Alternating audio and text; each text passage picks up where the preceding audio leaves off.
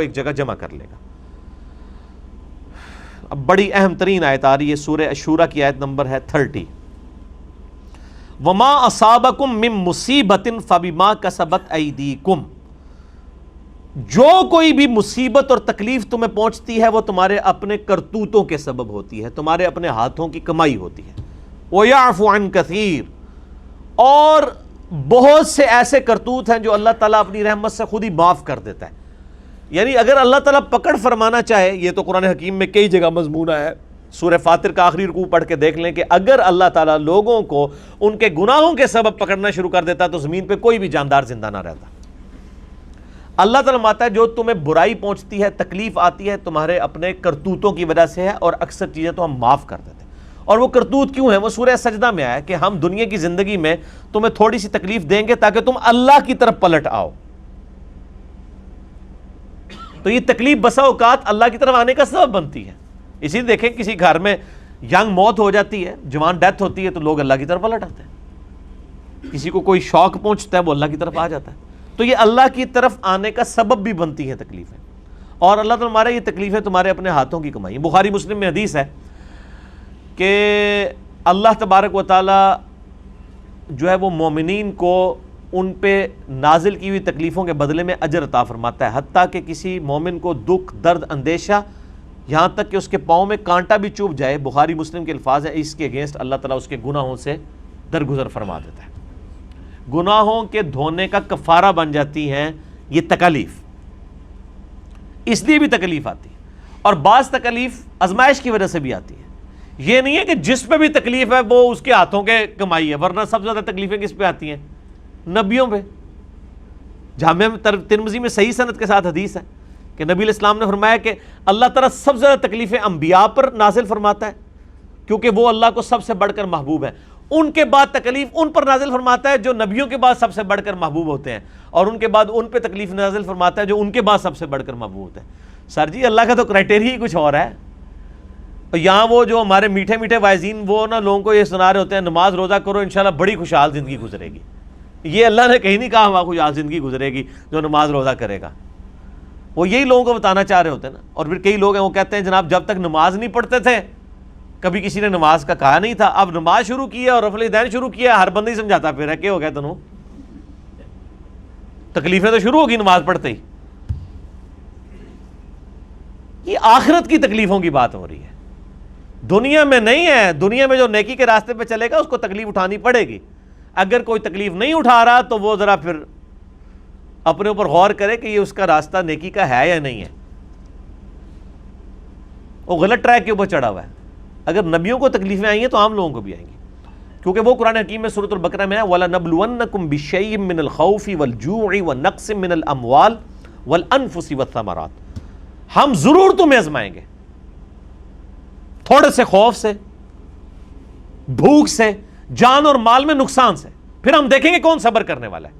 تو لہٰذا یہ بیلنس ہے۔ اس میں مولا علی علیہ السلام کی طرف ایک قول منسوب کیا ہوا ہے کہ جی تکلیف آئے تو یہ دیکھ سکتے ہیں آپ کہ یہ تکلیف آپ کے کرتوتوں کی وجہ سے آئی ہے یا آزمائش ہے، کہ اگر کسی تکلیف میں آپ اللہ کی طرف رجوع لے آئیں تو سمجھ لیں یہ تکلیف اللہ کی طرف سے آزمائش ہے، اور اگر آپ اس تکلیف میں اور بغاوت کا شکار ہو جائیں تو سمجھ لیں آپ کے کرتوتوں کی سبب ہے۔ یہ کوئی مولا علی سے قول ثابت نہیں ہے۔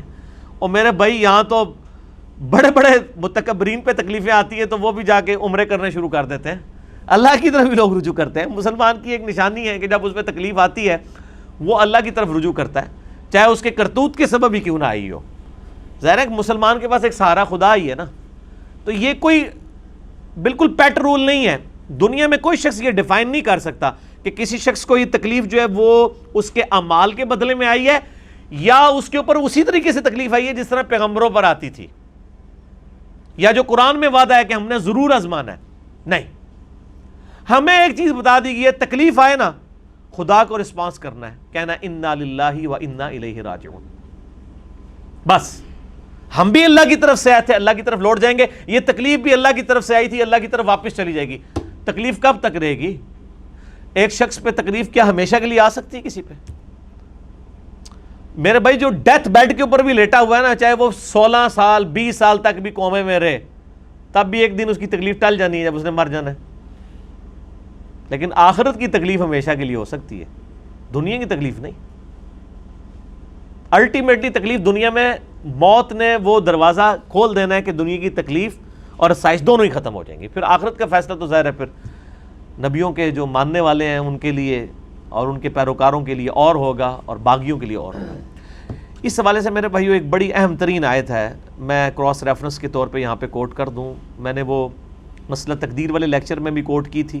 مسئلہ تقدیر پہ میرے 4 لیکچر ضرور دیکھیں۔ 103 ہے مسئلہ نمبر جو رزق کے اوپر ہے، اور 104 ABC انسان کی پیدائش کا مقصد اور مسئلہ تقدیر۔ میں نے 200 آیات قرآن کی کور کی ہیں، یعنی مجھے جتنے بھی اپنے لیکچر ہیں ان میں سب سے بڑھ کر جس لیکچر کے بارے میں قرآن لیکچرز میں سے یعنی میں نے جو محنت کی اور میں سمجھتا ہوں کہ میں نے ایک حق ادا کیا ہے، وہ 200 آیات قرآن حکیم سے 50 کراس ریفرنسز مسئلہ تقدیر کے اوپر اور انسان کی پیدائش کے اوپر 8 سب ٹاپکس کے انڈر مسئلہ 104 ABC ریکارڈ کروائے تھے۔ اس میں بھی میں نے یہ آیت کوٹ کی تھی جو کراس ریفرنس کے طور پہ میں ابھی کوٹ کروں گا۔ آپ سورہ الحدید نکال لیں، پارہ نمبر 27، آپ کے بلو والے اس قرآن میں پیج نمبر ہے 541، 541 نمبر پیج ہے۔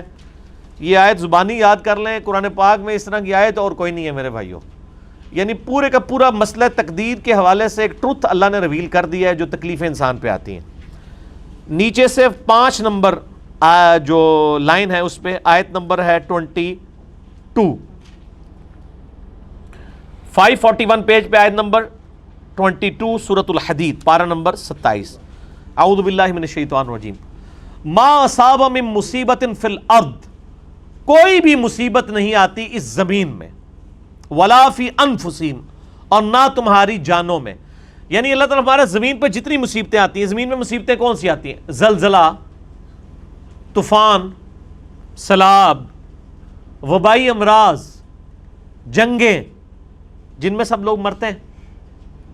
انسان پہ جو بھی اس طرح کی تکلیف آتی ہے اللہ تعالیٰ ہمارا زمین پہ، ولا فی انفسہم، اور جتنے انڈیویجولز ہو، کسی شخص کی ماں مر گئی، کسی کا جوان بیٹا مر گیا، اور کسی کو موذی مرض لاحق ہو گیا، کسی طرح کی بھی تکلیف کسی شخص کے اوپر، کوئی کینسر کا مریض بن گیا، اللہ تعالیٰ ہمارا ہے کہ زمین میں جتنی بھی اجتماعی عذاب آتے ہیں، اللہ کی طرف سے عذاب آئیں یا تکلیفیں آئیں یا کسی جان کے اوپر کوئی تکلیف آئے، الا فی کتاب من قبل ان نبرأہا، وہ ہم نے لوح محفوظ میں پہلے ہی لکھ لی ہے، اس سے پہلے کہ ہم اس تکلیف کو پیدا کریں۔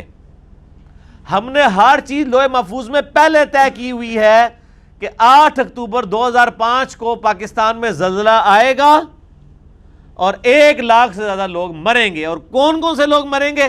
اللہ نے یہ انسانیت کی پیدائش سے پہلے ہی تقدیر میں لکھ دیا ہوا ہے۔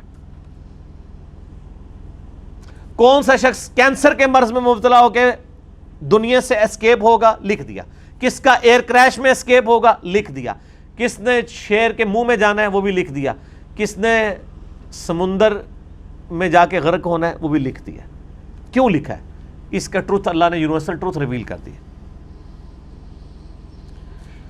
ان ذالک علی اللہ یسیر، اور یہ اللہ پہ بڑا آسان ہے۔ کہیں یہ نہ سوچ میں پڑ جانا کہ یہ کیسے ہو سکتا ہے کہ پہلے ہی لکھ دیا اللہ نے۔ اللہ کے لیے کوئی مشکل کام نہیں۔ لِكَيْ لَا تَأْسَوْا عَلَى مَا فَاتَكُمْ، یہ ہم نے اس لیے کیا تھا تاکہ تم کف افسوس نہ ملو اس بات پر جو تم سے جاتی رہی۔ وَلَا تَفْرَحُوا بِمَا آتَاكُمْ، اور اس پہ شیخی نہ بگاڑو جو ہم تمہیں عطا کرتے۔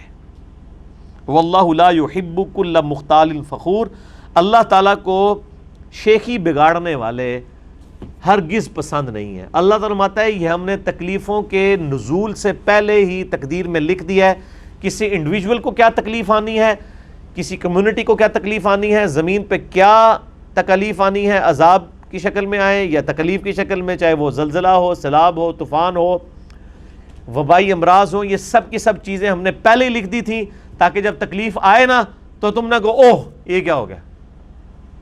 اور اگر کسی کو کوئی آسائش ملی ہے تو وہ شیخی نہ بگاڑے۔ یہ دونوں چیزیں اللہ کی طرف سے، نہ کف افسوس ملو اور نہ شیخی بگاڑو۔ یعنی دونوں معاملات میں ایک مسلمان کا ایٹیچیوڈ یہ ہونا چاہیے کہ وہ گاڈ کو رسپانس کرے۔ اس لیے آپ دیکھیں ہماری غم کی سرمنی ہو اس میں بھی گاڈ کے ساتھ تعلق ہے، نماز جنازہ. اور خوشی کی سرمنی ہو اس میں بھی خدا کے ساتھ تعلق ہے، نماز عیدین. عید سے تو بڑی کوئی خوشی نہیں نا تہوار کے طور پہ.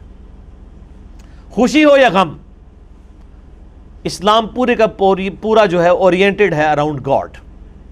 یہ پورے کا پورا دین ہے کہ آپ نے خدا کو رسپانس کرنا ہے، اللہ کے ساتھ اپنا تعلق مضبوط کرنا ہے.